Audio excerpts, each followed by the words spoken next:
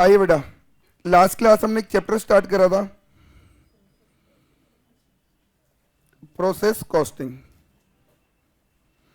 और इसकी वीडियो मैंने यूट्यूब पे अपलोड कर दी थी CMA रैंकर्स के ऊपर, और मैंने लिंक आपके साथ शेयर कर दिया था। तो जिस बच्चे ने अगर नहीं पढ़ा है तो वो वीडियो को देख सकता है बेटा।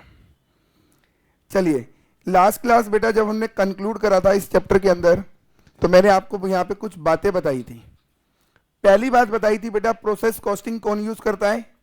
Manufacturing company, for the purpose of determining the selling price of its final product. Second बताया मैंने बेटा, प्रोसेस कॉस्टिंग वहां पर अप्लाई होगा जहां पर फाइनल प्रोडक्ट एक से ज्यादा प्रोसेस से पास ऑन होगा बेटा हमारा। थर्ड, एक डिपार्टमेंट का आउटपुट नेक्स्ट डिपार्टमेंट के लिए क्या बनेगा? इनपुट। और ये सिलसिला तब तक चलता रहेगा जब तक कि हमारा फाइनल प्रोडक्ट प्रोड्यूस नहीं हो जाता। फिर मैंने बताया बेटा, हर एक प्रोसेस की कॉस्ट निकालने के लिए बेटा हमें उसका रिस्पेक्टिव अकाउंट ओपन करना पड़ेगा। फिर मैंने आपको बताया था बेटा, प्रोसेसिंग के दौरान, चाहे वो किसी भी डिपार्टमेंट में प्रोसेस हो, प्रोसेसिंग के दौरान कुछ ना कुछ तो वेस्टेज लॉस अराइज होगा ही होगा। वो लॉस हमारे लिए या तो नॉर्मल लॉस होगा या एबनॉर्मल लॉस, हमें क्लासिफाई करना पड़ेगा। नॉर्मल लॉस की डेफिनेशन बताई थी बेटा, वो सारे लॉसेस जिन्हें ना तो हम कंट्रोल कर सकते हैं और ना ही हम अवॉइड कर सकते हैं, वो सारे लॉसेस क्या है बेटा हमारे लिए? नॉर्मल लॉस है। और इसके हमने कुछ एग्जाम्पल भी डिस्कस करे थे।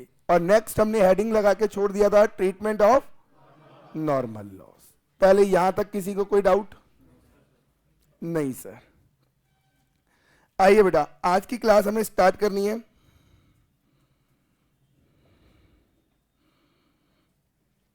Treatment of normal loss.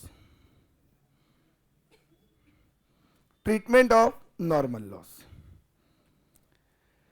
बहुत ध्यान से सुनेंगे बेटा, क्योंकि treatment of normal loss, abnormal loss, abnormal gain, इन सबका ट्रीटमेंट आपस में वेरी क्लोज्ड है।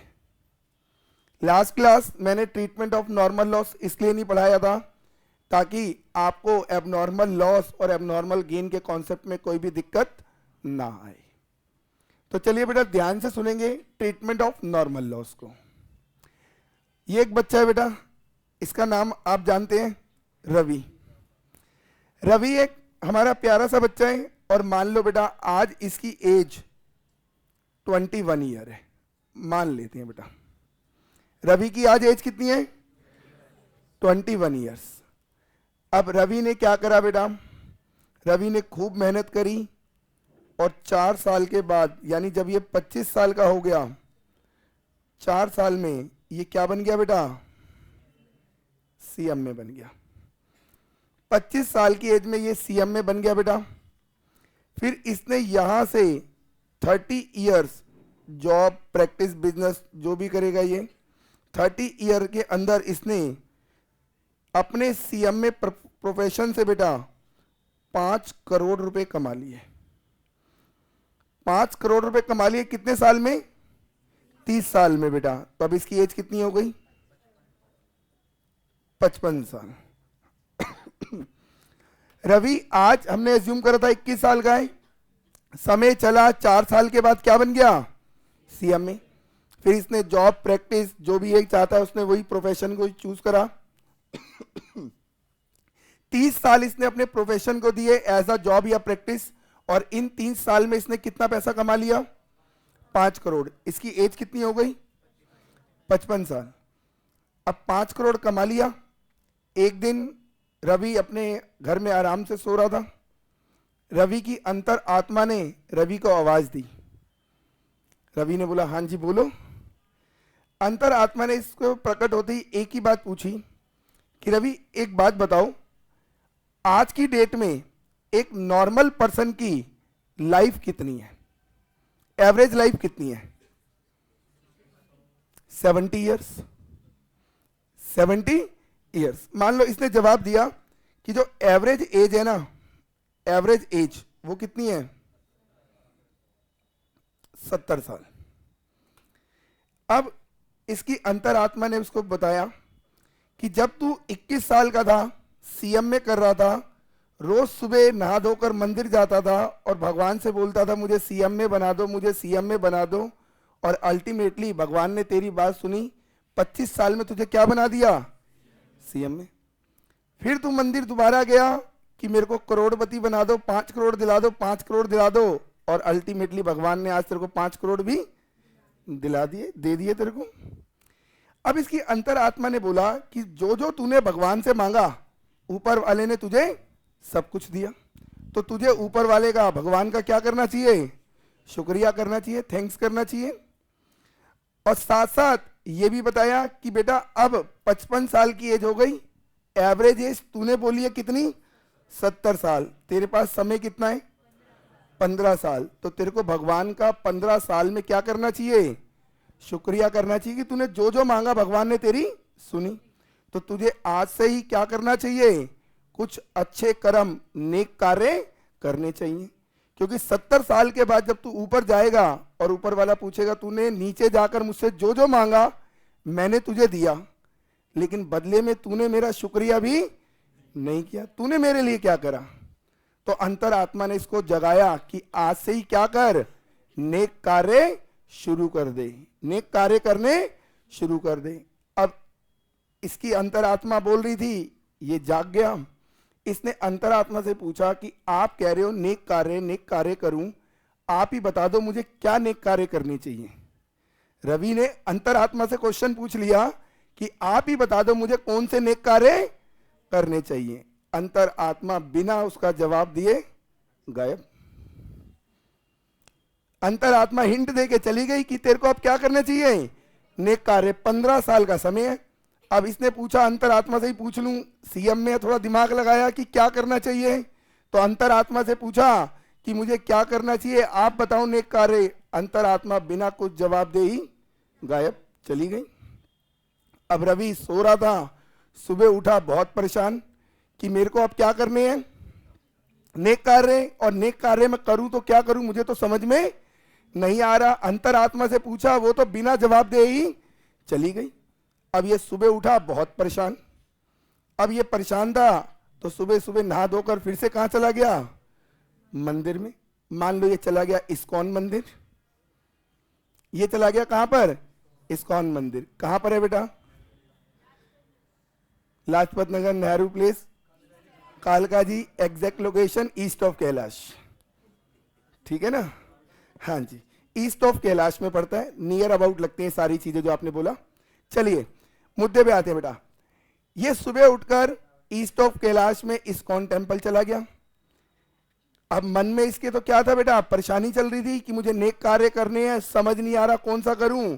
तो परेशानी में कहां चला गया? ISKCON temple. अब ये इसने इस्कॉन टेम्पल पूरा मंदिर में दर्शन करके जब ये बाहर निकला, तो जैसे ही ये बाहर निकला था तो एक आगे बुक स्टॉल लगा हुआ था। एक आगे बुक स्टॉल लगा हुआ था। तो जैसे ही ये उसके आगे से निकला, उन्होंने रवि को भागवत गीता ऑफर करी कि इसे परचेज कर लो। अब रवि ने कहा मेरे पास तो पैसे नहीं है, मेरे पास पैसे नहीं है। उन्होंने बोला आपके पास कितने पैसे हैं? रवि ने जेब में हाथ डाला, इसके पास 50 का नोट निकला। इसने कहा मेरे पास सिर्फ कितने हैं? 50 रुपये हैं। उन्होंने कहा ठीक है, हम आपको ये भागवत गीता 50 रुपये में दे देंगे। अब रवि ने भागवत गीता ले ली। आप में से कोई गया इस्कॉन टेम्पल? देखा है बाहर बुक स्टॉल लगा होता है, ऑफर करते हैं और बहुत कम प्राइस पे वो दे देते हैं। क्यों देते हैं आज कहानी बताऊंगा। और जिन्होंने नहीं देखा एक बार घूम के आए। इसी तरह से मंदिर भी घूम के आओगे, बहुत अच्छा बना हुआ बेटा, जाना एक बार। आइए आप ध्यान से सुनना बेटा। रवि इस्कॉन मंदिर से पूरा घूमा, बाहर निकला, बुक स्टॉल लगे था, बुक स्टॉल वालों ने इसे ऑफर करा। इसने कहा पैसे नहीं है। उन्होंने कहा कितने हैं? रवि ने बोला 50 रुपये। उन्होंने कहा ठीक है, हम 50 रुपये में आपको भागवत गीता की बुक दे देंगे। अब रवि ने 50 रुपये दे के बुक ले ली। अब रवि ने वहीं साइड में उस बुक को ओपन करा और देखा उसके एक साइड भगवान श्री कृष्ण का क्या है? इमेजेस है, पिक्चर है, फोटो है, और दूसरी तरफ उनकी लीलाओं का वर्णन है। और बुक कलरफुल, बहुत ही सुंदर है। अब रवि हमारा कॉस्ट अकाउंटेंट सीएम में। अब रवि ने अपनी सीएम में वाली बुद्धि लगाई कि यार इन्होंने मुझे ये भागवत गीता कितने में दे दी? 50 रुपए में। अब ये देख रहा है वो जो भागवत गीता की कॉस्ट है ना, एस्टिमेट कर रहा है, कॉस्ट अकाउंटेंट है, इसको लग रहा है इसकी कॉस्ट तो कम से कम भी 350 से 400 रुपए होगी, तो इन्होंने मुझे 50 रुपए में कैसे दे दी? भागवत गीता बुक बेटा इतनी मोटी तो है, कलरफुल, और वो भी विद पिक्चर वाली, इमेजेस वाली, प्रिंटिंग में कम से कम भी इसको लग रहा है, कॉस्ट अकाउंटेंट है, कॉस्ट का एस्टिमेशन करा, इसको लग रहा है कॉस्ट ही 350 से 400 रुपए होगी। और कितने में मिल गई? 50 रुपए में। ये थोड़ा सा क्या हो गया, सरप्राइज, कि ये इन्होंने दे कैसे दी लॉस के अंदर। इसने क्या करा, वो जो बुक स्टॉल के ऊपर जो पर्सन था उससे पूछा कि आपने मुझे ये 50 रुपए में ऑफर कर दी, अकॉर्डिंग टू मी, मैं कॉस्ट अकाउंटेंट हूं, अकॉर्डिंग टू मी इसकी कॉस्ट कम से कम भी 350 से 450 रुपए होनी चाहिए, तो आपने 50 रुपए में मुझे कैसे बेच दी? तो बेटा वो पर्सन ने जवाब दिया, वो पर्सन ने जवाब दिया कि हमारे को ये जो बुक्स है ना, यहां पर बहुत सारे भक्त श्रद्धालु आते हैं और वो भागवत गीता यहां पर हमें डोनेशन में दे के जाते हैं, तो हमारे लिए ये डोनेशन में आई थी, और उन भक्तों ने, श्रद्धालुओं ने बोला था कि ये जो भागवत गीता है आप लोगों के बीच में क्या करो, डिस्ट्रीब्यूट करो, जिससे धर्म का प्रचार हो सके। और धर्म का प्रचार करना क्या है, एक नेक कार्य है। तो जैसे ही स्टॉल के कंसर्न पर्सन ने बोला कि बहुत सारे भक्त श्रद्धालु यहां पर आते हैं, बुक्स डोनेट करके जाते हैं, और हमें बोला जाता है डिफरेंट लोगों को, अलग अलग लोगों के बीच में इसे क्या करो, डिस्ट्रीब्यूट करो, जिससे धर्म का क्या हो, प्रचार हो। तो हम वही प्रचार कर रहे हैं, और ये प्रचार करना क्या है, नेक कार्य है।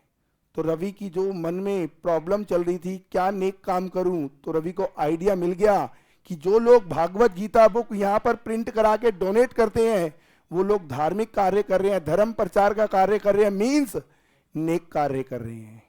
तो रवि ने भी डिसाइड कर लिया कि ये भी क्या करेगा बेटा, भागवत गीता प्रिंट कराकर, भागवत गीता प्रिंट कराकर क्या करेगा, डिस्ट्रीब्यूट करेगा। साथ साथ रवि के मन में एक और सवाल आया कि इसने उस कंसर्न पर्सन से पूछा कि जब ये बुक डोनेशन में मिली थी आपको, और जो इसका डोनर था जिसने ये डोनेट करी है, उसने बोला था कि इसको, बुक्स को क्या करो, लोगों के बीच में डिस्ट्रीब्यूट करो, तो आपको ये बुक तो फ्री में डिस्ट्रीब्यूट करनी चाहिए थी, आपने 50 रुपए भी चार्ज क्यों करी? तो कंसर्न पर्सन ने बोला अगर हम इसे फ्री में डिस्ट्रीब्यूट करेंगे ना, तो बहुत सारे लोग, इवन बच्चे भी इसको लेकर चले जाएंगे और बाद में इसका एरोप्लेन बनाकर उड़ा देंगे। तो ये बुक्स का यूज की जगह क्या होगा, मिस यूज शुरू हो जाएगा। तो हमने इसलिए एक नॉमिनल सा प्राइस रखा है, जिससे इस बुक को वही लेगा जो धर्म का ज्ञान लेना चाहता है। और यहां से जो भी कलेक्शन आ रही है हम जेब में नहीं रखते, मंदिर के विकास कार्यों में लगा देते हैं। तो यहां से जो रवि के मन में डाउट चल रहा था कि नेक कार्य क्या करूं, वो क्लियर हुआ इस्कॉन मंदिर जाने के बाद, और उसका ये क्लैरिटी निकल कर आई कि इसने भी डिसाइड करा कि ये भागवत गीता प्रिंट कराकर इस्कॉन मंदिर में क्या करेगा, डोनेट करेगा। अब बेटा इसने डिसाइड तो कर लिया भागवत गीता प्रिंट कराकर डोनेट करेगा, तो पहले इसे क्या करानी है, प्रिंटिंग। अब बेटा रवि मेरे टच में था। अब बेटा रवि देखो यहां से आज पढ़ रहा है, 21 साल का हो गया, और इसकी एज कितनी हो गई आज, 55 साल। कितना समय बीत गया सर, 34 ईयर का। तो बेटा 34 ईयर में तो मैंने भी टीचिंग से क्या ले लिया, संन्यास। मैं भी बूढ़ा हो चुका था, वैसे तो अभी भी मैं बूढ़ा हूं, 120 साल का हूं, 96 ईयर से पढ़ा रहा हूं। आइए बेटा, तो 34 ईयर में मैंने भी क्या कर लिया, संन्यास। और जब मैंने टीचिंग से संन्यास लिया था, तो मेरे जितने भी टच में बच्चे थे, तो मैंने उनको बताया था कि टीचिंग से संन्यास लेने के बाद मैंने बुक मैन्युफैक्चरिंग का बिजनेस शुरू कर दिया है, बुक मैन्युफैक्चरिंग का बिजनेस शुरू कर दिया। और सारे बच्चों को बोला जिसको भी बुक से रिलेटेड कोई वर्क हो तो मुझसे कांटेक्ट करना। तो रवि को याद आया कि बुक प्रिंट करानी है, अजय सर ने बताया था टीचिंग से क्या ले लिया, संन्यास ले लिया, और उन्होंने क्या शुरू कर दिया, बुक मैन्युफैक्चरिंग बिजनेस। और सर ने बोला था बुक से रिलेटेड कोई भी वर्क हो तो एक बार हमें याद कर लेना। तो रवि ने मुझे फोन लगाया, सारी कहानी बताई कि सर मैं कब सीएम में बना, कितना पैसा मैंने कमा लिया, और रात को अंतरात्मा ने मेरे से क्या करा। मैं मंदिर में गया, अल्टीमेटली कंक्लूजन निकाला सर मैंने कि मेरे को आपसे भागवत गीता बुक प्रिंट करानी है। फिर रवि ने मुझे बताया कि सर ये जो भागवत गीता मुझे चाहिए ना, वो बुक कलरफुल चाहिए, साथ साथ एक तरफ भगवान श्री कृष्ण की फोटो होनी चाहिए और दूसरी तरफ उनकी लीलाओं का वर्णन होना चाहिए। बुक कलरफुल सुंदर होनी चाहिए। रवि ने मुझसे बोला सर अब आप प्राइस बताओ।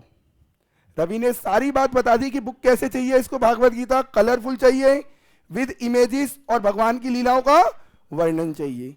सब कुछ बताने के बाद रवि ने मुझसे क्या पूछा, सर प्राइस बताओ। अब मैंने रवि को बोला कि रवि देख, मैंने अपनी लाइफ में आज तक, यानी आज से पहले भी और आज तक, कभी भागवत गीता बुक प्रिंट नहीं करी, तो बेटा इसका प्राइस मैं तुझे नहीं बता सकता कि इसका प्राइस कितना होगा। तो रवि कह रहा है सर कुछ तो बताइए, कुछ तो मुझे आइडिया दीजिए। तो मैंने रवि को बोला, मैं कहा रवि मैं तेरे लिए एक काम कर सकता हूं। रवि ने बोला सर क्या? मैंने कहा ये जो बुक है ना मैं तेरे लिए बना दूंगा, लेकिन बनाने में जो कॉस्ट आएगी ना वो तू बियर करेगा। मैंने रवि को क्या बोला कि मैं तेरे लिए भागवत गीता बुक प्रिंट कर दूंगा, बना दूंगा, लेकिन जो कॉस्ट आएगी वो तू बियर कर लियो। रवि ने बोला सर आप प्रॉफिट नहीं लोगे, आप प्रॉफिट नहीं लोगे? मैंने कहा नहीं। मैंने कहा अगर धार्मिक कार्यों में मैंने प्रॉफिट चार्ज करा तो बेटा एक दिन अल्टीमेटली मुझे भी ऊपर जाना है।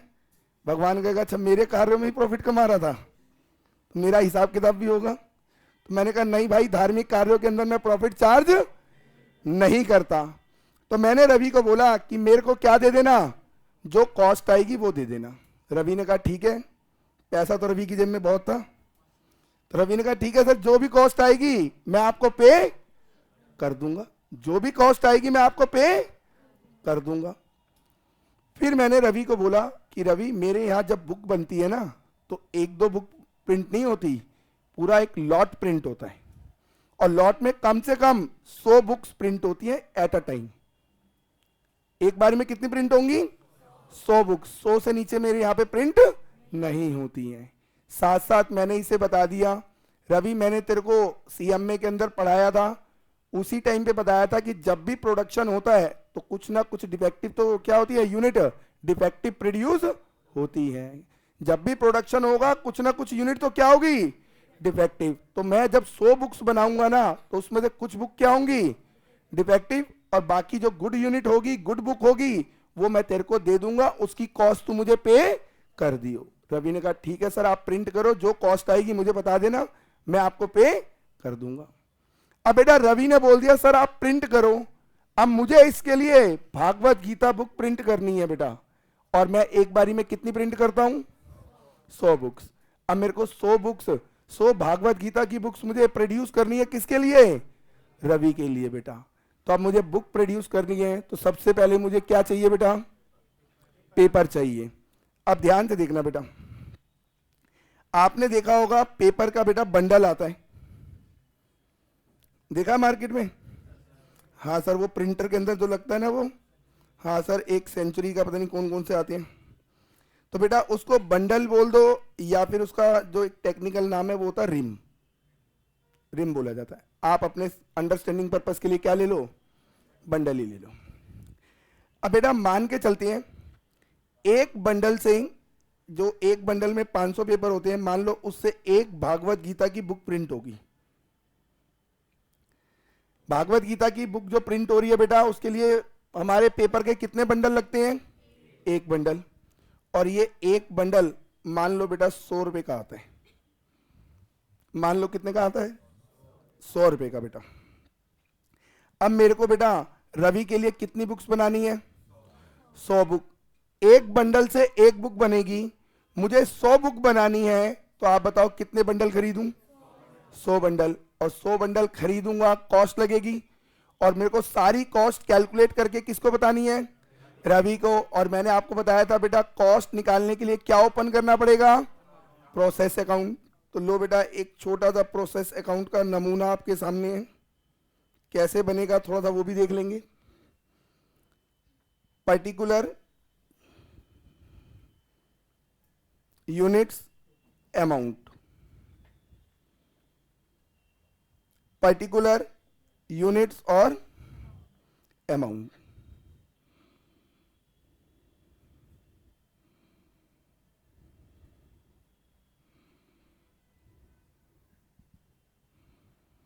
अब ध्यान से देखो, मैंने बेटा सबसे पहले क्या करा, 100 बंडल पेपर के खरीदे, मेरे लिए एक्सपेंस है, कहाँ आएगा बेटा, डेबिट साइड में। मैंने यहां लिखा रॉ मटेरियल। कितने बंडल खरीदे हैं बेटा, 100 बंडल।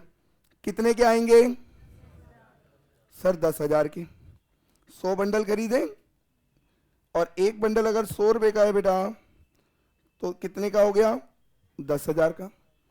बंडल लेके मैं आ गया, मैंने अपनी लेबर को बोला कि इस पे क्या करो, इससे भागवत गीता प्रोड्यूस करो।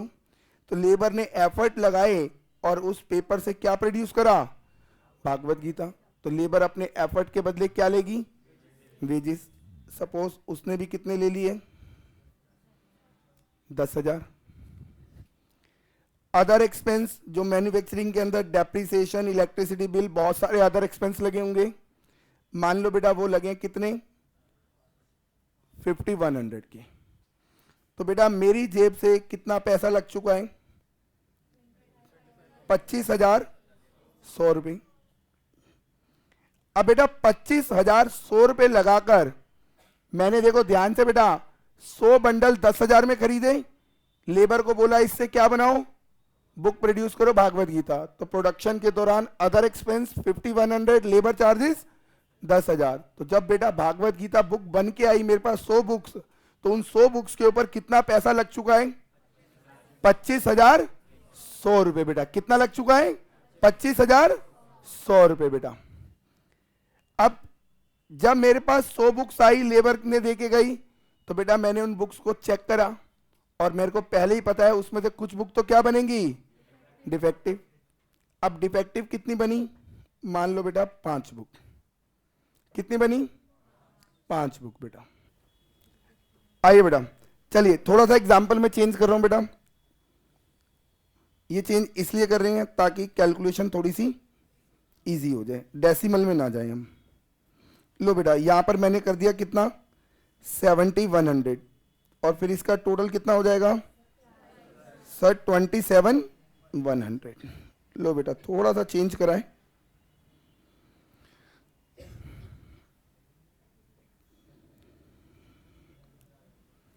चलिए बेटा ध्यान से देखो,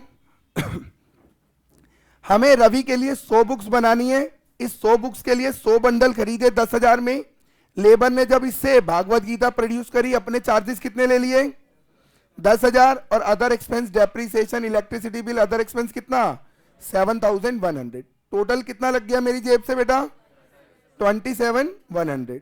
और जब बेटा मेरी लेबर मेरे को ये बुक्स दे के गई और मैंने इंस्पेक्शन करा, तो मुझे पहले से ही पता था कुछ बुक्स तो डिफेक्टिव होंगी ही होंगी, बनेंगी ही बनेंगी। और इंस्पेक्शन पे पता लगा बेटा डिफेक्टिव कितनी है, 10 बुक।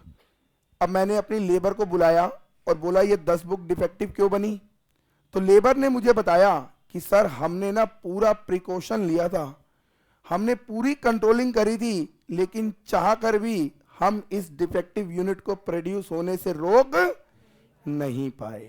लेबर ने क्या बोला, हमने पूरा प्रिकॉशन लिया, पूरी कंट्रोलिंग करी, चाह कर भी इस लॉस यूनिट को प्रोड्यूस होने से रोक नहीं पाए। बेटा वो यूनिट जो डिफेक्टिव बनने से हम नहीं रोक सकते, वो कौन सा लॉस है, नॉर्मल लॉस। नॉर्मल लॉस का मतलब वो लॉसेस जिन्हें हम चाह कर भी कंट्रोल या अवॉइड नहीं कर सकते। लेबर कह रही है सर हम चाह कर भी इस लॉस को अवॉइड नहीं कर पाए, तो कौन सा लॉस है, नॉर्मल लॉस। तो मैंने यहां लिख दिया बेटा ये मेरा हो गया नॉर्मल लॉस।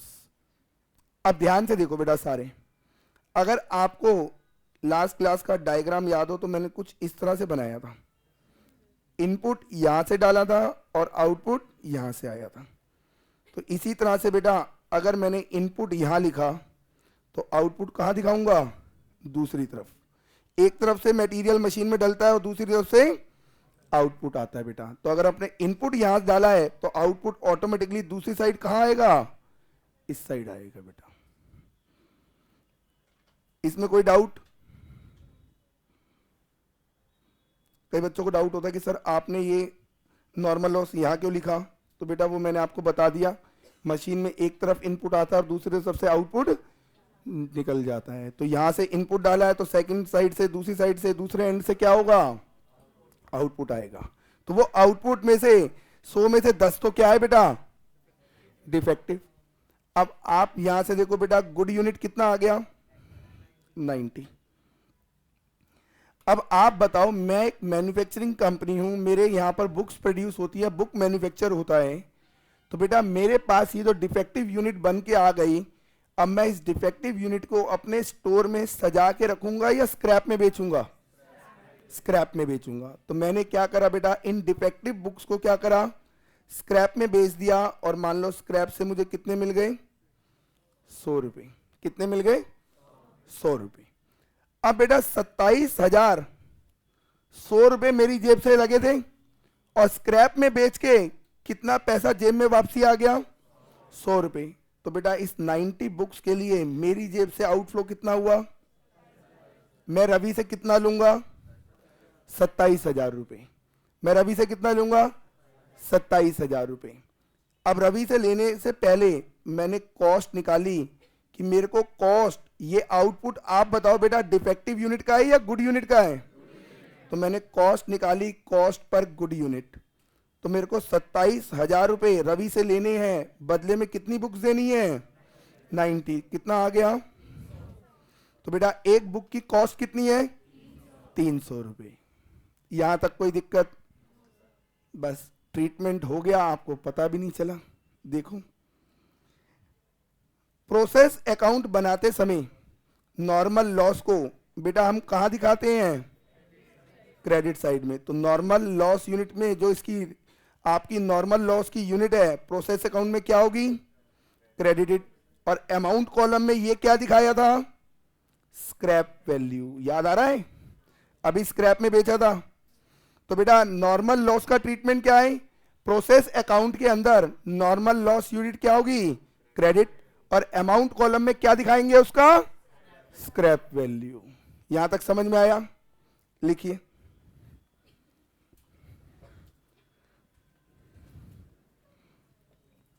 लिखिए बेटा, normal loss unit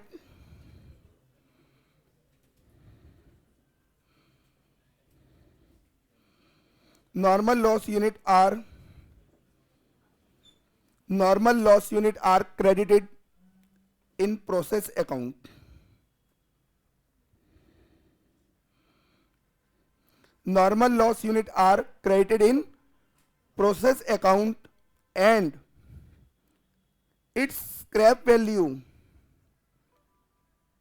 are shown in amount column. And its scrap value are shown in amount column.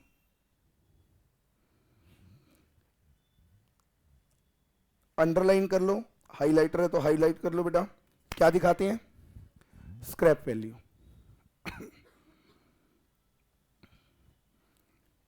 यहां तक कोई दिक्कत परेशानी? देखो रवि के एग्जाम्पल से अपने आप ट्रीटमेंट निकलकर आ गया। नॉर्मल लॉस का क्या करा बेटा मैंने? इसके लिए नॉर्मल लॉस यूनिट को क्या करा मैंने? प्रोसेस अकाउंट में क्रेडिटेड। और क्या दिखाया मैंने? Scrap value. क्यों लेते हैं स्क्रैप वैल्यू? समझ में आया? अब ध्यान से देखो, ये कॉस्ट पर गुड यूनिट निकालने का फॉर्मूला कैसे बनेगा? ध्यान से देखो, cost per good unit, cost per good unit निकालने का बेटा फॉर्मूला सारे बच्चे यहां देखेंगे। पहले बेटा ये जो हमने निकाला है 300, ये कैसे आया था? सर हमने 27,000 को डिवाइड करा किससे? 90 से। 27,000 को डिवाइड करा। पहले ये सोचो ये 27,000 आएगा कैसे? सर ये जो टोटल कॉस्ट है, टोटल कॉस्ट में से स्क्रैप वैल्यू क्या करेंगे? माइनस। तो ये आ गया बेटा मेरा total cost minus scrap value of normal loss, scrap value of normal loss divided by, divide कितने से कराएं? 90 से। अब देखो बेटा, हमने अपने प्रोसेस में इनपुट कितना डाला? 100 यूनिट, तो नंबर ऑफ यूनिट इंट्रोड्यूस कितना है? 100। इसमें से नॉर्मल लॉस यूनिट क्या कर दो? माइनस, तो ऑटोमेटिकली ये 90 आएगा या नहीं आएगा? आ जाएगा। तो ये हमने लिखा number of units, number of unit introduced in process minus number of unit introduced in process minus normal loss unit, minus normal loss unit. ये फार्मूला हमारा ड्राइव हो गया और सारे बच्चे इस फार्मूले को रट्टा लगाते हैं। बेटा आपको रटने की जरूरत नहीं है, सारी बुक्स के अंदर दिया हुआ है। कॉस्ट पर गुड यूनिट निकालने का formula total cost minus scrap value divided by number of unit introduce in the process minus normal loss unit. किसी बच्चे से पूछो क्या ये फार्मूला, कह रहा फार्मूला याद कर लिया। बेटा हमें याद नहीं करना, समझना है, क्योंकि आफ्टर ऑल बेटा आपसे बड़ा कॉस्टिंग में कोई एक्सपर्ट नहीं होगा। तो आपको सबसे स्ट्रॉन्ग क्या रखनी है? कॉस्टिंग बेटा, तभी तो कॉस्ट अकाउंटेंट की वैल्यू मिलेगी। अगर रट के करोगे तो बेटा मैं आपको क्लियरली बता दूं, आपको मार्केट में बहुत सारे सीएमए मिलेंगे, ऐसा सीएमए भी मिलेगा जो आज भी लाइफ में 50-55 हज़ार की जॉब कर रहा है, और एक वो सीएमए भी मिलेगा जो 4.5 लाख रुपए पर मंथ ले रहा है। दोनों सीएमए हैं, दोनों एक ही इंस्टीट्यूट का प्रोडक्ट है। डिफरेंस क्या है? नॉलेज। अगर आपने रट्टा मार के किसी तरीके से क्रैक कर लिया, नॉलेज नहीं है, तो बेटा पैसा आपको कमाने का मौका नहीं मिलेगा। कंपनी बोल रही है कॉस्ट निकालो, कॉस्ट निकालनी नहीं आती। जितना रटा हुआ ज्ञान था उतना ही अप्लाई कर रहे हो, बाकी चीजों पे अप्लाई नहीं हो रहा, तो कंपनी आपको कभी भी जॉब पे ना तो रखेगी भी तो ज्यादा कोई हायर अमाउंट ऑफ सैलरी पे नहीं करेगी। तो बेटा अगर अपना अच्छा करियर चाहते हो तो बेटा आपको कॉस्टिंग बहुत अच्छे से सीखनी पड़ेगी। यहां तक कोई दिक्कत बेटा? आइए, अगर बेटा मुझे यहां से निकालना हो value of output,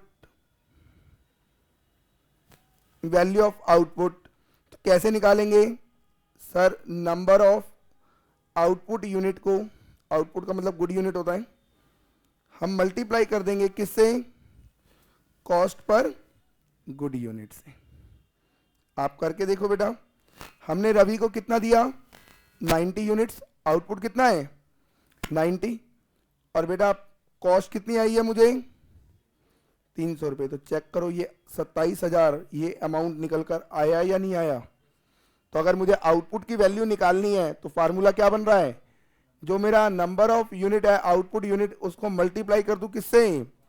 cost per good unit से। तो लीजिए आपके पास एक और फार्मूला आ गया वैल्यू ऑफ आउटपुट निकालने का। बोलो यहां तक कोई दिक्कत परेशानी बेटा? किसी बच्चे को कोई दिक्कत परेशानी? नहीं सर। अब बेटा आगे क्या कॉन्सेप्ट स्टार्ट कर रहे हैं? नॉर्मल लॉस खत्म हो गया, अब आगे की कहानी जरा ध्यान से सुने। बेटा रवि का एक दोस्त है, कहाँ गया रवि? दोस्त कौन है तेरा? नाम बता जो तेरा खास हो। वो बैठा एक पीछे, वो देख, सुमन आदित्य। हाँ, अब बेटा रवि का दोस्त है कौन? सुमन आदित्य।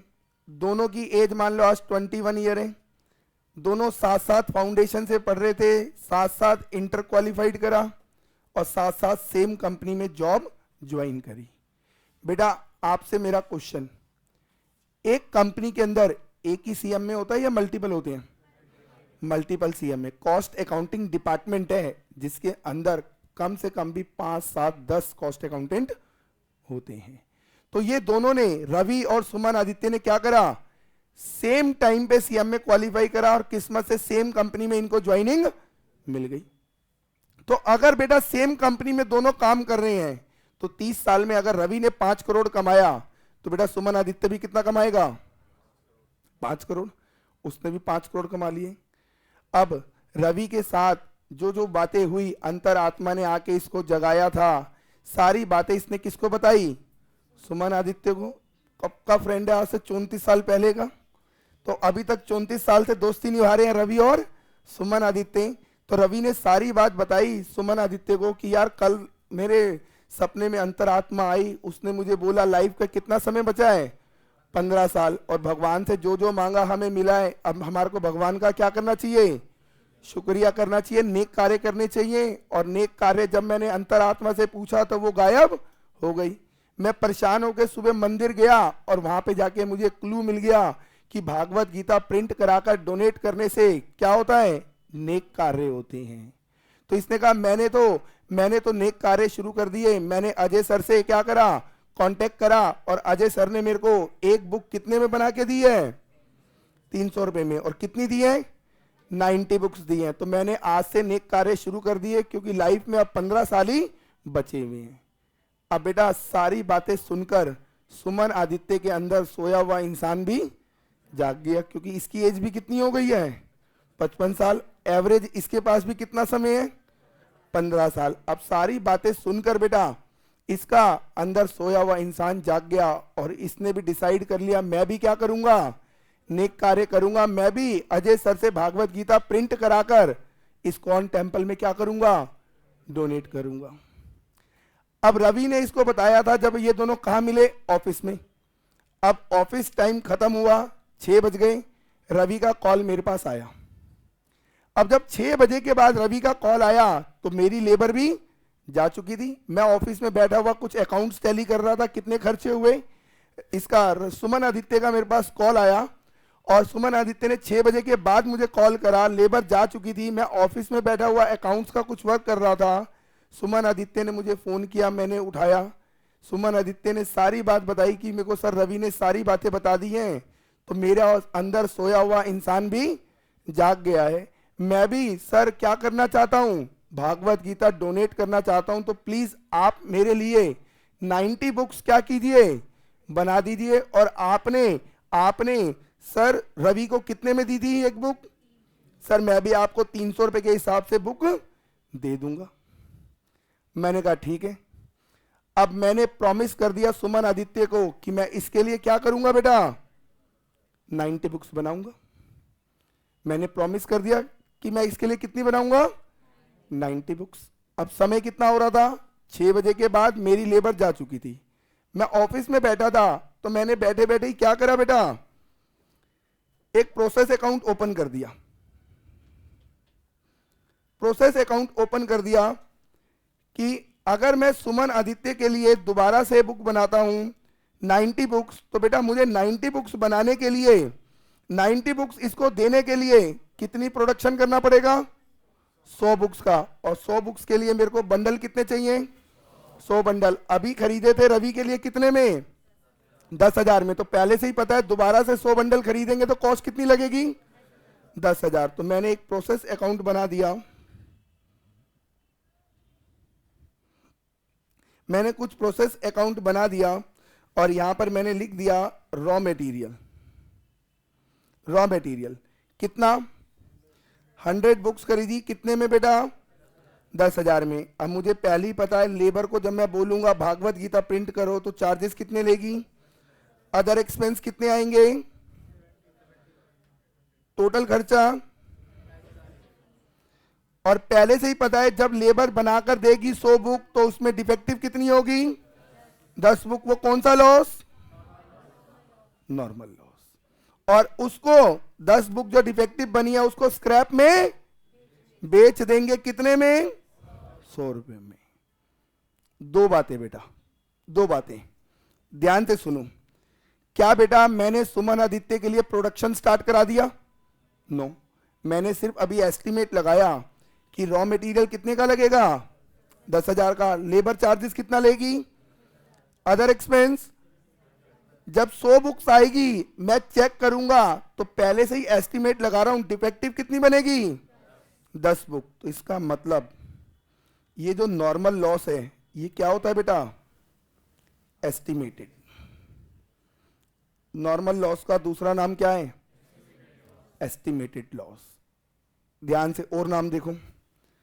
मैं ऐसे भी क्या कर सकता हूं बेटा कि जब मेरे को सुमन आदित्य ने कॉल करा तो मेरे को पहले से ही एक्सपेक्टेशन है कि 100 में से 10 बुक तो डिफेक्टिव बनेगी, तो एक्सपेक्टेड लॉस भी कह सकते हैं इसको हम। पहले से ही एक्सपेक्टेड है कि 10 बुक तो डिफेक्टिव बनेगी। या फिर ये वो लॉस है जो मैंने प्रोडक्शन से पहले ही डिटरमाइन कर लिया, तो इसका एक और नाम है बेटा pre determined loss. Pre determined loss. तो नॉर्मल लॉस के बेटा कुछ और नाम भी हैं, तो उसको यहां नोट बनाकर लिखेंगे। नोट एग्जाम में बेटा बदल बदल के नाम से आता है, कंफ्यूज नहीं होना। नॉर्मल लॉस बोले, एस्टिमेटेड लॉस, एक्सपेक्टेड लॉस या प्री डिटरमाइंड लॉस, बात तो एक ही है बेटा। Note, normal loss is also called as expected loss, comma estimated loss and predetermined loss. Predetermined loss. तो normal loss is also called as expected loss, estimated loss और predetermined loss.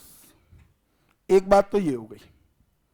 दूसरी बात बेटा, अभी प्रोडक्शन स्टार्ट हुआ नहीं, defective unit बनी नहीं, हमने यहां फिगर लिख दी ये मानते हुए कि डिफेक्टिव यूनिट 100 रुपए में सेल हो जाएगी।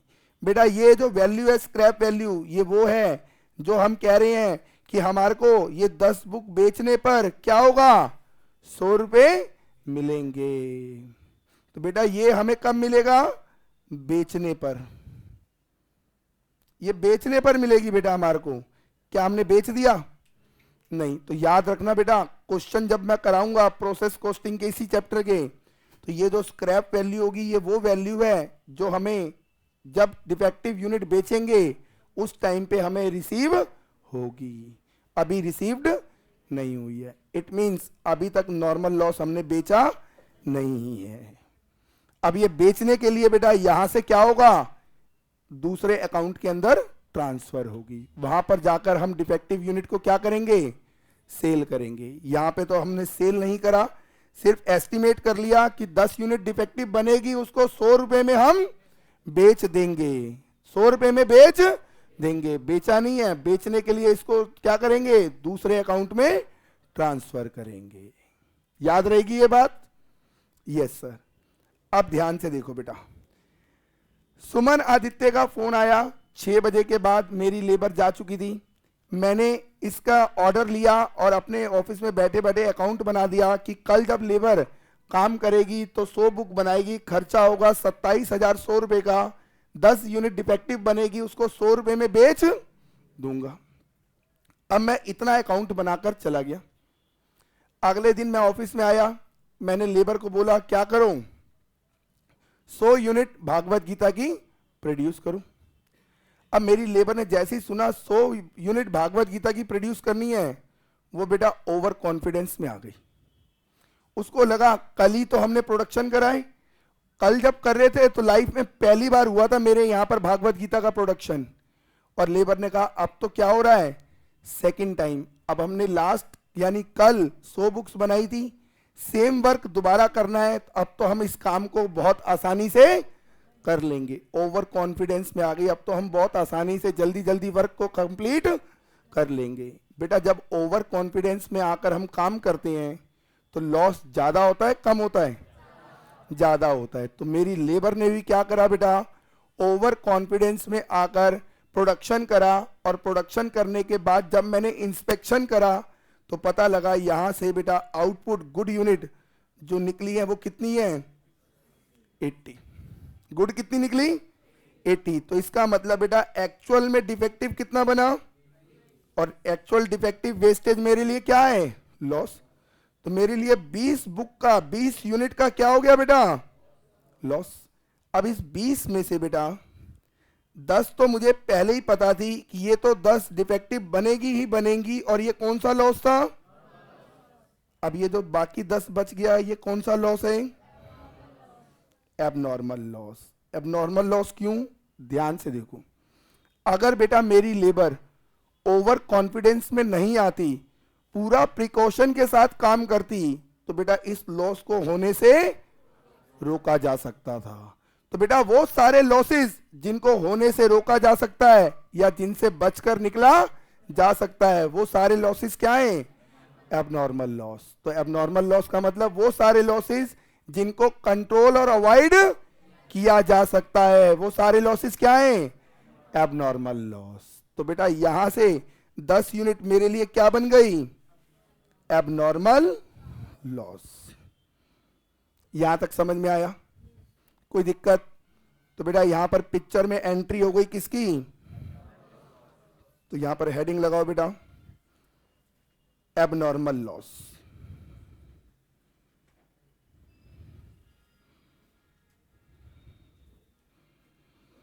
एबनॉर्मल लॉस लिखो। Abnormal loss means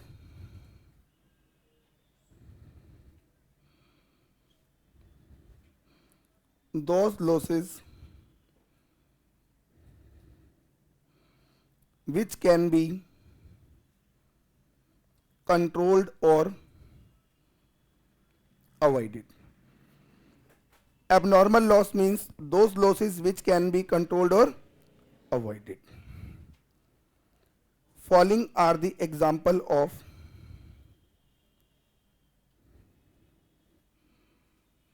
following are the example of following are the example of abnormal losses. First, loss due to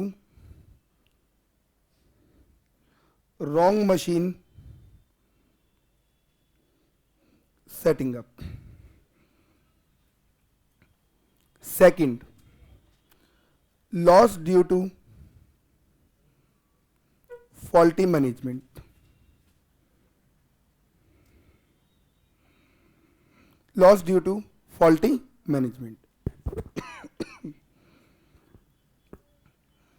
चलिए 2 एग्जाम्पल लिख लीजिए।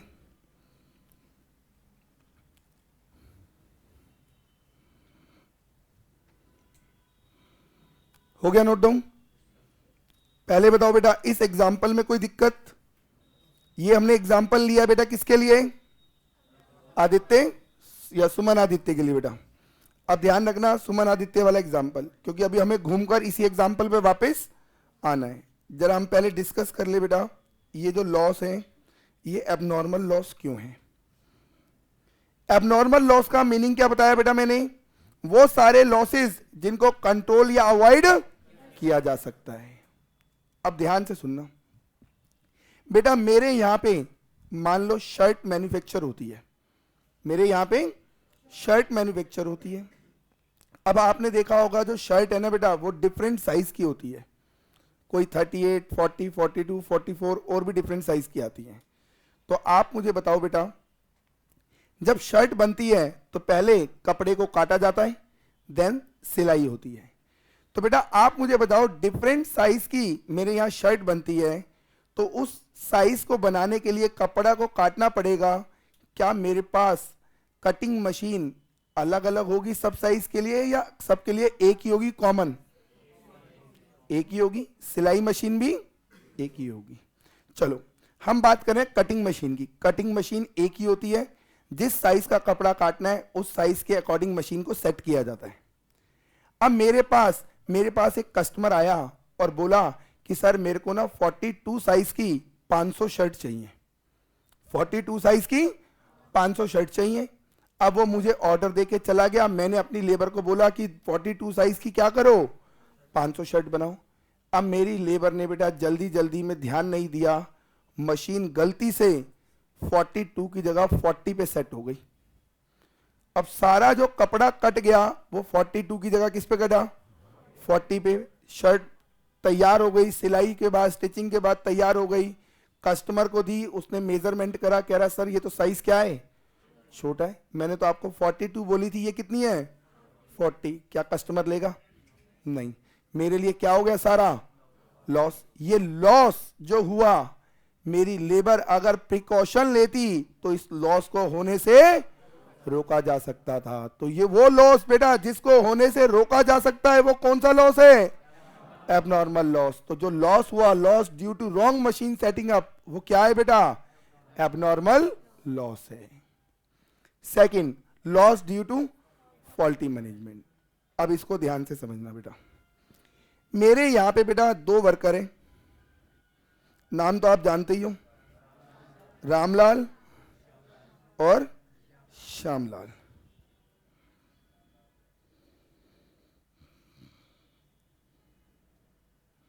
रामलाल श्यामलाल, बेटा रामलाल जो है ना शर्ट बनाने में एक्सपर्ट है और श्यामलाल जींस बनाने में एक्सपर्ट है। रामलाल एक्सपर्ट है किसमें, शर्ट में, और श्यामलाल जींस बनाने में। अब बेटा मेरी कंपनी के अंदर एक नया मैनेजर आया और नया मैनेजर आया, उसने पूछा नहीं रामलाल से कि आप किस चीज में एक्सपर्ट हो। अगर रामलाल से पूछता तो वो बता देता कि मैं किस में एक्सपर्ट हूं, शर्ट में। श्यामलाल बताता मैं किस में एक्सपर्ट हूं, जींस में। अब नया मैनेजर आया एक सीएम में, उसने कहा मैं ये डायरेक्ट लेबर 10वीं पास फेल से बात करूंगा, उसने बात ही नहीं करी। वो सीएम में के एटीट्यूड में रहा और बोला मैं तो बात नहीं करूंगा, इस डायरेक्ट लेबर से, ये जो कपड़ा काट रही है सिल रही है, इससे मैं बात करूं, मेरे नाम क्या लगा है सीएम में। उसने अपने एटीट्यूड में बात नहीं करी। उसने क्या करा, गलती से ऑर्डर दे दिया रामलाल को, आप जींस बनाओ, श्यामलाल को बोला आप क्या बनाओ, शर्ट बनाओ। अब बेटा जब रामलाल जो जिसके पास एक्सपर्टीज है शर्ट बनाने की, वो जींस बनाएगा, तो आप बताओ number of jeans good produce होंगी या डिफेक्टिव, डिफेक्टिव। ऐसे ही जब श्यामलाल शर्ट बनाएगा तो शर्ट क्या होगी, ज्यादा डिफेक्टिव बनेगी, क्योंकि वो एक्सपर्ट है किसमें, जींस बनाने में। तो जब रामलाल ने जींस बनाई, डिफेक्टिव ज्यादा बनी, लॉस हुआ। श्यामलाल ने शर्ट बनाया, डिफेक्टिव ज्यादा बना, लॉस हुआ। ये जो लॉस है बेटा, क्या इस लॉस को होने से रोका जा सकता था या नहीं रोका जा सकता था, रोका जा सकता था। तो ये कौन सा लॉस है, एबनॉर्मल लॉस। अगर मेरा मैनेजमेंट प्रिकॉशन लेता और लेबर से बातचीत कर लेता तो शायद इस लॉस को होने से रोका जा सकता था। तो बेटा वो सारे लॉसेस जिनको होने से रोका जा सकता है, वो कौन से लॉस हैं, एबनॉर्मल लॉस हैं। तो लॉस जो हुआ ड्यू टू फॉल्टी मैनेजमेंट की गलती की वजह से, वो भी कौन सा लॉस है, एबनॉर्मल लॉस है। यहां तक कोई दिक्कत नहीं सर। नेक्स्ट लिखो बेटा, treatment of abnormal loss.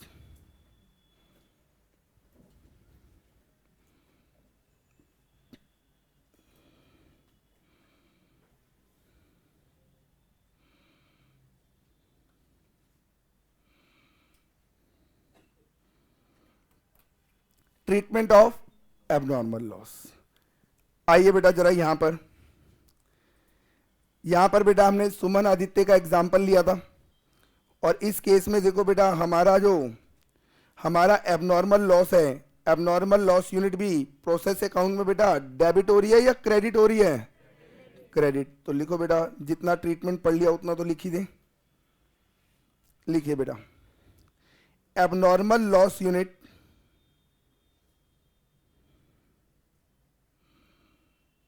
are credited,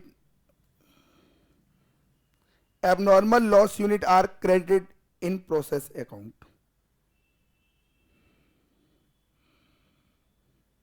and, बस एंड लिख के रुक जाएंगे, एंड लिख के रुक जाएंगे बेटा।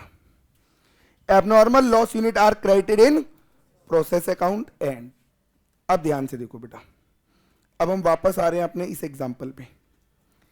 ये एग्जाम्पल था बेटा जब सुमन आदित्य ने मुझे बोला कि सर मेरे लिए बुक्स बना दो। मैंने लेबर को बोला, लेबर ने ओवर कॉन्फिडेंस में काम करा, जिसका रिजल्ट ये हुआ कि एक्चुअल में डिफेक्टिव कितना बन गया, 20 बुक। इसमें से 10 क्या थी, नॉर्मल, 10 क्या है, एबनॉर्मल। अब आउटपुट आया कितना, 80। अब मैंने सुमन आदित्य को कॉल करा और बोला आपके लिए जो बुक बनी है वो कितनी बनी है, 80 रुपीज। अब आप बताओ ये मुझे कितने पैसे देगा? सर 80 के देगा। इसने पहले ही बोला था सर आपने रवि को एक बुक कितने में दिया है, 300 में। तो आप मुझे 80 बुक दे रहे हो, ये मुझे कितना देगा, 24,000। जबकि मेरा लगा कितना है, 27,000, क्योंकि स्क्रैप में बेच के तो कितना मिलेगा, 100 रुपए। अब ये मुझे यहाँ पर 3,000 रुपए मैं इससे कह रहा हूँ भाई वो तो लेबर ने क्या करा है, ओवर कॉन्फिडेंस में आके काम करा, थोड़ा बहुत लॉस हो गया, आप पे कर दो। क्या सुमन आदित्य पे करेगा? ये कहेगा सर आपकी लेबर से ये क्या हुआ है, लॉस हुआ है। तो जब आपकी लेबर ने लॉस करा है तो उसकी पेनल्टी मैं क्यों बियर करूं? इसकी पेनल्टी सर लेबर है आपकी, तो इसकी पेनल्टी या तो आप बियर करो या आपकी लेबर। मैं तो बियर नहीं करूंगा, इसने मना कर दिया। अब बियर कौन करेगा, मैं या फिर लेबर? अब बताओ कौन बियर करे? क्यों, मैं पैसे वाला दिख रहा हूं? गलती लेबर ने करी, भुगतान मैं करूं।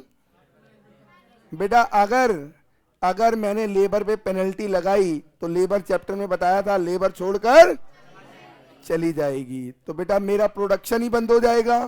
प्रोडक्शन बंद ना हो तो मजबूरी में बेटा ये लॉस मुझे बियर करना पड़ेगा। मुझे लॉस हो गया बेटा कितने का, 3,000 का।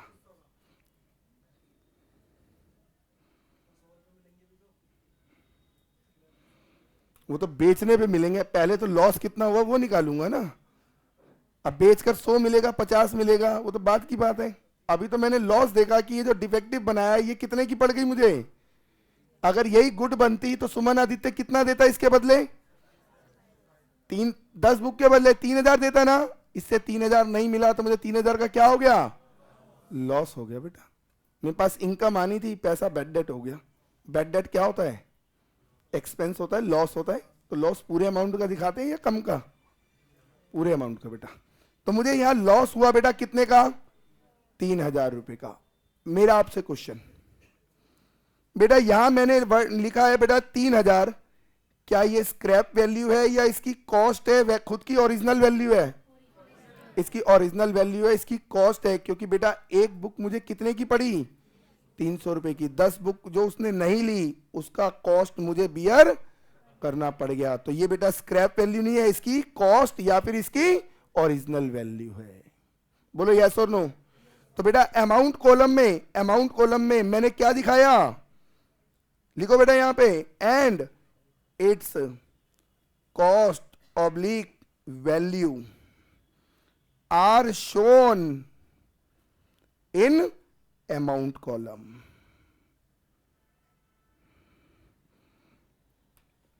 तो बेटा एबनॉर्मल लॉस यूनिट क्या होती है, क्रेडिटेड इन प्रोसेस अकाउंट, और अमाउंट कॉलम में उसका क्या दिखाएंगे, उसकी कॉस्ट, उसकी वैल्यू। तो यहां पे बेटा हाईलाइट या अंडरलाइन कर लेना कॉस्ट या फिर वैल्यू को। और जबकि नॉर्मल लॉस के केस में क्या दिखाते हैं बेटा हम, स्क्रैप वैल्यू। देखो बेटा ध्यान से सारे बच्चे, नॉर्मल लॉस हो एबनॉर्मल लॉस हो, दोनों की यूनिट प्रोसेस अकाउंट में क्या हुई है, क्रेडिट। फर्क क्या है, नॉर्मल लॉस का स्क्रैप वैल्यू दिखाना है, एबनॉर्मल लॉस की कॉस्ट दिखानी है, वैल्यू दिखानी है।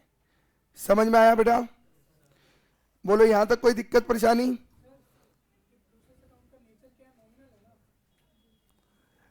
आइए बेटा अब ध्यान से देखना पीछे वाले बच्चे। अब देखो मैं आपको एक नोट लिखवा रहा हूं, यहां देखो बेटा सारे बच्चे इस एग्जांपल पे। बेटा मेरा एबनॉर्मल लॉस अराइज कब हुआ, जब मेरा एक्चुअल लॉस नॉर्मल लॉस से क्या होगा, ज्यादा होगा। देखो नॉर्मल लॉस कितना है 10, एक्चुअल लॉस 20। तो जब एक्चुअल लॉस नॉर्मल लॉस से ज्यादा होगा तो इन दोनों का जो भी डिफरेंस है वो क्या बनेगा, एबनॉर्मल लॉस। तो याद रखना एबनॉर्मल लॉस अराइज कब होता है, जब actual loss are more than normal loss. समझ में आया? लिखिए इस बात को भी बेटा, note.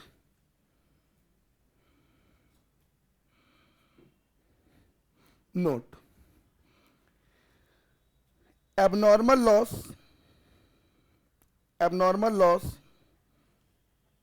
arise when actual loss units are more than normal loss unit.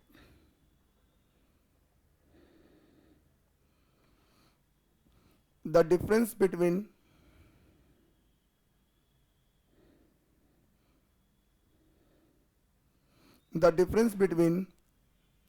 actual loss unit and normal loss unit are called as abnormal loss unit.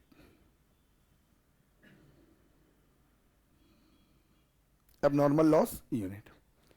Abnormal loss arise when actual loss unit are more than normal loss unit. The difference between actual loss unit and normal loss unit are called as abnormal loss unit. तो abnormal loss unit कैसे निकाला? Actual loss और normal loss का जो difference है वही क्या बनेगा? Abnormal loss unit. बोलो यहां तक कोई दिक्कत, कोई परेशानी नहीं सर? हाँ जी,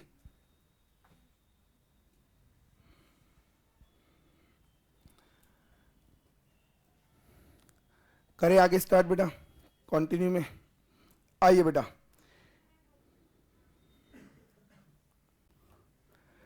आइए बेटा, अब देखो सुमन आदित्य का फ्रेंड है बेटा हमारा सुंदरम। अब सुंदरम भी इनके साथ पढ़ रहा है, सेम एज में 4 साल में सीएम में सुंदरम ने भी करी, और किस्मत से ये तीनों लोग एक ही कंपनी में जॉब कर रहे हैं। तो रवि और सुमन के साथ साथ सुंदरम ने भी कितना पैसा कमा लिया? 5 करोड़। अब रवि और सुमन ने बात बताई किसको? सुंदरम को, कि भाई रवि के साथ ऐसे ऐसे हादसा हुआ है और हम दोनों ने क्या करा है? नेक कार्य करने शुरू कर दिए हैं। तो इसने पूछा भाई कौन सा नेक कार्य करा तुमने? तो इन्होंने बताया कि हमने अजय सर से भागवत गीता बुक प्रिंट कराकर इस्कॉन टेम्पल के अंदर डोनेट कर दी। अब ये भी 55 साल का हो चुका है, 15 साल इसके भी बचे हुए हैं। तो इसको भी मन में आया, सोया हुआ इंसान जाग गया कि मुझे भी क्या करना चाहिए बेटा? नेक कार्य। इसने कहा मैं भी सर को फोन करके बोलता हूं मेरे लिए भी क्या करो, बुक प्रिंट कर दो। और ये भी बता दिया दोनों ने कि हमारे को सर ने पर बुक कितने में दी है? 300 रुपए में। इसको 90 मिली, मुझे 80 मिली। तो यानी नंबर ऑफ बुक्स कितनी मिलेंगी ये श्योर नहीं है, बट कॉस्ट श्योर है। कितने में मिलेगी? 300 रुपए में। अब सुंदरम ने भी ऑफिस खत्म होने के बाद मुझे क्या करा? फोन करा। मेरी भी लेबर जा चुकी थी, मैं ऑफिस में आज के सारे खर्चे रिकॉर्ड कर रहा था, बैठ के अकाउंटिंग कर रहा था। तो सुंदरम ने मुझे कॉल करा और बोला सर मेरे लिए भी क्या करो, भागवत गीता प्रिंट कर दो। और सर आप एक बारी में 100 बुक्स का लॉट बनाते हो, मुझे पता है जितना गुड्स प्रोड्यूस होगा सारा ले लूंगा। कितने के हिसाब से? 300 रुपए के हिसाब से, क्योंकि आपने रवि और सुमन को कितने में दिया है? 300 रुपए में। तो मैंने कहा ठीक है, मैं तेरे लिए भी क्या करूंगा? प्रोडक्शन कर दूंगा। अब बेटा जरा ध्यान से सुनना, जब बेटा हमारे सुमन आदित्य के केस में मेरी लेबर ने क्या करा था बेटा? यहां पर एक्चुअल में डिफेक्टिव कितनी बना दी थी? कितनी बनाई थी? 20 यूनिट बेटा, 20। जबकि बननी कितनी चाहिए थी? 10। तो जब मैंने सुमन आदित्य को 80 बुक दी, इसने मुझे कितना पैसा दिया? 24,000। 3,000 का मुझे लॉस बियर करा मैंने। तो क्या बेटा मैं अपनी लेबर को डांटूंगा नहीं कि भाई तेरी गलती से तूने ओवर कॉन्फिडेंस में प्रोडक्शन करा, लॉस हो गया? तो बेटा आगे से अपने ओवर कॉन्फिडेंस को थोड़ा सा कंट्रोल में रखना। अब बेटा मैंने भावुक होके इमोशनल में थोड़ा सा ज्यादा डांट दिया। अब लेबर सुन के चली गई और पीछे से मेरे पास कॉल किसका आ गया? सुंदरम का। सुंदरम बोला कि सर मेरे लिए भी क्या करो, बुक बना दो। अब मैं ऑफिस में बैठा था तो मैंने यहीं पर ही बेटा क्या करा, एक प्रोसेस अकाउंट ओपन करा। प्रोसेस अकाउंट और लिख दिया रॉ मटेरियल बेटा कितने लगेगा? 100 बंडल कितने के आएंगे? 10,000 की। साथ साथ लेबर कितना चार्जेस लेगी? अदर एक्सपेंस, टोटल खर्चा। और अब मेरे को लग रहा था मैंने लेबर को डांट दिया है, तो कल लेबर सुधर के यानी ओवर कॉन्फिडेंस पे काम नहीं करेगी, तो जब ओवर कॉन्फिडेंस में आकर काम नहीं करेगी तो बेटा फिर डिफेक्टिव कितना बनेगा 10। तो मैंने यहां लिख दिया नॉर्मल लॉस कितना 10, और ये भी लिख दिया कितने में बेच देंगे 100 रुपए में। मैंने इतना अकाउंट बनाया, चला गया। अगले दिन ऑफिस में आया, लेबर ही नहीं आई। कल ज्यादा डांट दिया था, अब लेबर चली गई छोड़ के। अब मैंने सुंदरम को फोन करा, मैंने कहा भाई 2-4 दिन तो लगेंगे, लेबर क्या कर गई है, धोखा दे गई, छोड़कर चली गई। कह रहा कोई बात नहीं सर, 15 साल का समय मिला हुआ मुझे, आराम से कर दो। मैंने कहा ठीक है। अब 2-4 दिन में बेटा मैं नई लेबर ढूंढ के लाया और प्रोडक्शन क्या कराया स्टार्ट। अब आप मुझे बताओ बेटा, जो लेबर छोड़कर गई और उसकी जगह पर नई लेबर आई, क्या दोनों का efficiency level, skill level same होगा? नहीं। जब दोनों का एफिशिएंसी लेवल अलग होगा तो नंबर ऑफ यूनिट प्रोडक्शन भी क्या होगा, अलग होगा। अब बेटा मेरी नई लेबर आई और मैंने उससे बोला भागवत गीता बुक प्रिंट करनी है। उसने बुक प्रिंट करी और मैंने बाद में इंस्पेक्शन करा कि कितनी डिफेक्टिव बनी है। तो इंस्पेक्शन करने पता लगा गुड यूनिट आउटपुट कितना आ गया 98 बुक्स का। यानी उसने डिफेक्टिव कितनी बनाई 2, यानी वो पुरानी लेबर से ज्यादा इफेक्टिव है, ज्यादा स्किल्ड है बेटा। तो हम हाँ बेटा अब ध्यान से देखो, हमारी नई लेबर ने आउटपुट कितना बनाया 98। अब ध्यान से देखो बेटा 98 और 10 इधर का टोटल कितना हो गया, तो इधर मुझे 8 बढ़ाना पड़ेगा। अब ध्यान से देखो बेटा, मैं तो सोच रहा था कि 10 यूनिट क्या बनेगी नॉर्मल लॉस यानी डिफेक्टिव बनेगी, बट इसमें से डिफेक्टिव बनी कितनी, और वो 8 यूनिट जो मैं सोच रहा था डिफेक्टिव बनेगी डिफेक्टिव बनेगी डिफेक्टिव बनेगी, बनने के बाद पता लगा क्या बन गई गुड यूनिट। तो बेटा बनने के बाद जो पता लगा गुड बन गई, वो मेरे लिए क्या है एबनॉर्मल गेन। अब ध्यान से सुनना, एक बच्चे ने सीएम में इंटर के पेपर दिए और वो उम्मीद लगा के बैठा था कि रिजल्ट नेगेटिव आएगा। उम्मीद थी पहले से कि रिजल्ट नेगेटिव आएगा, उम्मीद में जीता रहा, रिजल्ट आ गया पास, रिजल्ट पास। तो ये जो उसको गेन हुआ, ये कौन सा गेन है एबनॉर्मल गेन, जो कभी कभी होता है। क्या हर बार एग्जाम बेकार जाएंगे और हर बार गलती से पास हो जाएगा? नहीं, जो कभी कभी होता है। सोच रहा था रिजल्ट नेगेटिव होगा, फेल हो जाऊंगा फेल हो जाऊंगा, रिजल्ट आया क्या हो गया पास हो गया बेटा। तो ये क्या था एबनॉर्मल गेन, जो कभी कभी हुआ। ऐसे ही बेटा हम सोच रहे थे 10 यूनिट डिफेक्टिव बनेगी बनेगी बनेगी, डिफेक्टिव 2 बनी। 8 यूनिट जो सोच रहे थे डिफेक्टिव बनेगी बनेगी, क्या बन गई गुड यूनिट। वो गुड यूनिट मुझे क्या हो गया गेन, फायदा हो गया। वो गेन कौन सा गेन है एबनॉर्मल गेन है। क्या हर बार होगा ऐसा? नहीं। अगली बार तो बेटा नॉर्मल लॉस ही कितना हो जाएगा 10 की जगह 2, फिर ये एबनॉर्मल गेन होना अराइज होना बंद हो जाएगा। तो ये कभी कभी गेन हमें हो जाता है लेबर की वजह से, तो क्या है वो एबनॉर्मल गेन। और इसी तरह से कभी कभी लेबर ओवर कॉन्फिडेंस में आके काम करती है, लॉस होता है, वो लॉस भी क्या है एबनॉर्मल। क्या रोज लेबर ओवर कॉन्फिडेंस में काम करती है? नहीं, कभी कभी। तो क्या है एबनॉर्मल है बेटा। तो बेटा ध्यान से देखो, एबनॉर्मल गेन अराइज कब हुआ, जब मेरा एक्चुअल लॉस बेटा नॉर्मल लॉस से क्या हो गया कम हो गया। 10 यूनिट सोच रहे थे डिफेक्टिव बनेगी, एक्चुअल में बनी कितनी 2 यूनिट। तो जो हमारा एक्चुअल लॉस हमारा नॉर्मल लॉस से कम हुआ है, वही डिफरेंस क्या है बेटा एबनॉर्मल गेन है। और गेन का ट्रीटमेंट देखो, एबनॉर्मल गेन प्रोसेस अकाउंट में डेबिट हो रहा है या क्रेडिट हो रहा है? डेबिट हो रहा है। यहां तक कोई दिक्कत नहीं सर। आइए एक चीज और बेटा रह गई, ध्यान में आ गई, अभी डिस्कस कर लेते हैं। बेटा प्रीवियस केस में मुझे लॉस हुआ था 10 यूनिट के ऊपर कितने का 3000 का। तो बेटा मैंने ना बैठे बैठे लॉस निकाला कि मुझे एबनॉर्मल लॉस पर यूनिट कितना हुआ। सर 3000 का लॉस हुआ है 10 यूनिट पे, तो पर यूनिट लॉस कितना। इसका मतलब ये जो डिफेक्टिव बनी थी यूनिट, मेरी लेबर की वजह से जो डिफेक्टिव बन गई, उस डिफेक्टिव यूनिट की मुझे कॉस्ट कितनी आ रही है 300 रुपए। नोटिस करना, यहां पर बेटा अभी मैंने आपको दिखाया था गुड यूनिट की कॉस्ट भी कितनी, डिफेक्टिव की भी कितनी आ रही है। क्या डिफेक्टिव यूनिट और गुड यूनिट की कॉस्ट सेम होती है? नहीं, यहां तो सेम आ गई। अब ध्यान से सुनना बेटा, ऐसा हुआ क्यों, ऐसा हुआ क्यों।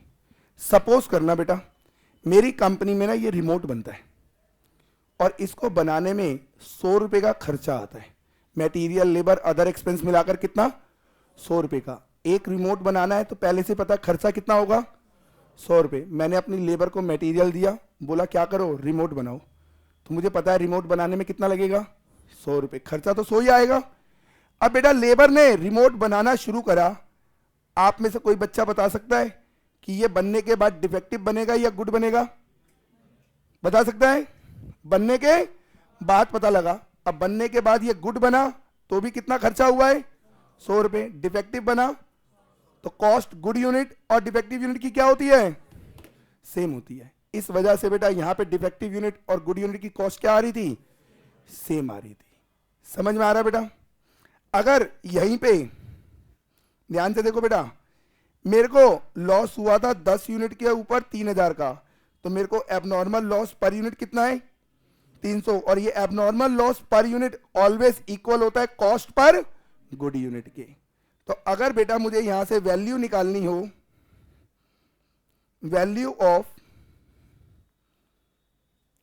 एबनॉर्मल लॉस यूनिट, तो कैसे निकालूंगा सर? एबनॉर्मल लॉस यूनिट को मल्टीप्लाई करोगे किससे, एबनॉर्मल लॉस पर यूनिट। और एबनॉर्मल लॉस पर यूनिट, ध्यान से बेटा रुको, एबनॉर्मल लॉस पर यूनिट मैं क्यों निकालूं, मैं तो ऊपर ही निकाल चुका हूं कॉस्ट पर। तो बताओ अब टाइम खराब करूं एबनॉर्मल लॉस पर यूनिट निकालने पे? मैं तो सीधा सीधा मल्टीप्लाई करूंगा किससे, कॉस्ट पर। लो बन गया formula. Value of abnormal loss unit निकालना है तो एबनॉर्मल लॉस यूनिट को मल्टीप्लाई करो बेटा कॉस्ट पर गुड यूनिट से। लो बेटा ये फार्मूला भी ड्राइव हो गया। समझ में आया? एबनॉर्मल है फिर भी मल्टीप्लाई किससे करा, गुड यूनिट से, क्योंकि गुड यूनिट और डिफेक्टिव यूनिट की कॉस्ट क्या होती है, सेम। हम ऑलरेडी गुड यूनिट की कॉस्ट निकाल चुके हैं, तो टाइम खराब पेपर में नहीं करना, सीधा उसी से मल्टीप्लाई करेंगे, काम बन जाएगा हमारा। कोई दिक्कत परेशानी नहीं। लिखो बेटा इसके नीचे abnormal gain.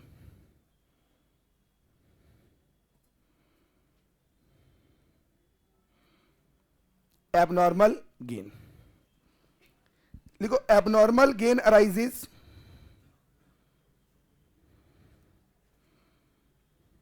when actual loss unit, abnormal gain arises when actual loss unit are less than normal loss unit.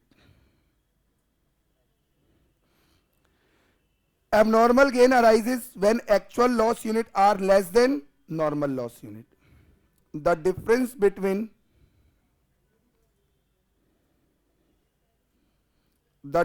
between actual loss unit and normal loss unit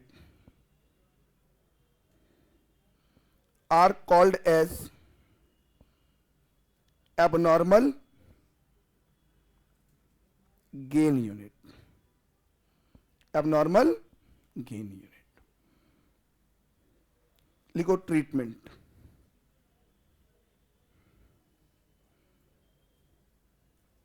treatment of abnormal gain.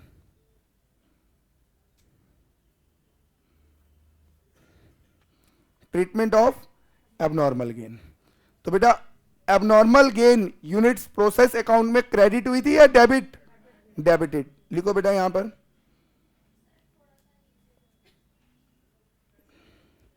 The abnormal gain units are debited in process account.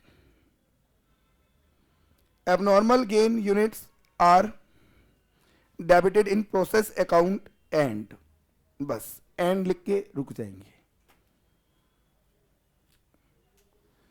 यहां तक बेटा कोई doubt, कोई मन में दुख दर्द शोक अफसोस? नहीं सर। आइए बेटा अब ध्यान से देखो, अब मेरे पास बेटा मेरी नई लेबर ने कितनी यूनिट बनाकर दे दी? 98। मैंने सुंदरम को फोन लगाया और बोला कितनी बुक बनी है? 98, और इसने मुझे पेमेंट करा 98 इंटू 300, बोलो कितना? 29,400। टोटल आ गया ये 29,500। यहां पे भी 29,500 लाना है। बैलेंसिंग फिगर कितना? 2400 आ रहा है। 27,100 और 29,500 का डिफरेंस कितना? 2400 बेटा। अब मैंने यहां से 2400 ही आएगा। अब मैंने यहां से बेटा गेन कैलकुलेट करा कि मुझे गेन पर यूनिट कितना हुआ? एबनॉर्मल गेन पर यूनिट 2400 का फायदा हुआ कितनी यूनिट पे? पर यूनिट कितना फायदा? ओहो ध्यान से देखो, यही तो क्या है बेटा? Cost per good unit. तो अगर बेटा मुझे यहां से वैल्यू निकालनी हो, यहां पर इसकी, चलो वैल्यू निकालने से पहले देखो बेटा, अब आपको पता लग गया बेटा प्रोसेस अकाउंट में यहां पर मैंने कितना अमाउंट दिखाया? 2400। ये स्क्रैप वैल्यू है या इसकी original value? Original value, that is कह सकता हूं ये 8 यूनिट की वो जो मुझे कॉस्ट आ रही थी 300 रुपए, वही मुझे क्या हुआ है? रिकवर हुआ है। तो मैं कह सकता हूं कि बेटा जब हम इसके अमाउंट कॉलम में दिखाएंगे उसे हम क्या बोलेंगे? कॉस्ट या फिर इसकी वैल्यू। तो पहले ट्रीटमेंट कंप्लीट करो। And its cost oblique value, and its cost oblique value are shown in amount column। तो ट्रीटमेंट कंप्लीट हो गया। एबनॉर्मल गेन यूनिट को कहां दिखाएंगे? प्रोसेस अकाउंट में, डेबिट साइड में, और उसके जो अमाउंट कॉलम है वहां पर कॉस्ट या फिर उसकी वैल्यू दिखाएंगे। अब बेटा मैंने यहां से निकाला कि मुझे value of abnormal gain unit निकालना है, तो मैंने यहां पर लिखा एबनॉर्मल गेन यूनिट, और इसको मल्टीप्लाई करूंगा किससे? एबनॉर्मल गेन पर यूनिट, जो कि इक्वल है किसके? Cost per good unit. तो आप बताओ एबनॉर्मल गेन पर यूनिट निकालूं या ऑलरेडी जो ऊपर निकाला हुआ है कॉस्ट पर गुड यूनिट उसी से काम चला लूं? सर उसी से काम चला लो, सर उसी से काम चला लो। तो लो बेटा आपके कहने पे हमने काम चला लिया और यहां फार्मूले में मल्टीप्लाई कर दिया बेटा हमने कॉस्ट पर गुड यूनिट। लो बेटा ये फार्मूला भी डिराइव हो गया। बोलो कोई दिक्कत परेशानी? अब बेटा लास्ट बात याद रखना, आप चेकआउट करो, हमने आउटपुट की वैल्यू निकाली, एबनॉर्मल लॉस एबनॉर्मल गेन। हम किसी की भी वैल्यू निकालेंगे उसकी यूनिट को मल्टीप्लाई हमने कॉस्ट पर गुड यूनिट से ही करा है। अगर मुझे आउटपुट की वैल्यू निकालनी है तो आउटपुट की यूनिट लेके कॉस्ट पर गुड यूनिट से मल्टीप्लाई करो। एबनॉर्मल लॉस की निकालनी है तो एबनॉर्मल लॉस यूनिट लेकर मल्टीप्लाई करो कॉस्ट पर गुड यूनिट से। एबनॉर्मल गेन का निकालना है तो एबनॉर्मल गेन यूनिट लेकर मल्टीप्लाई करो किससे?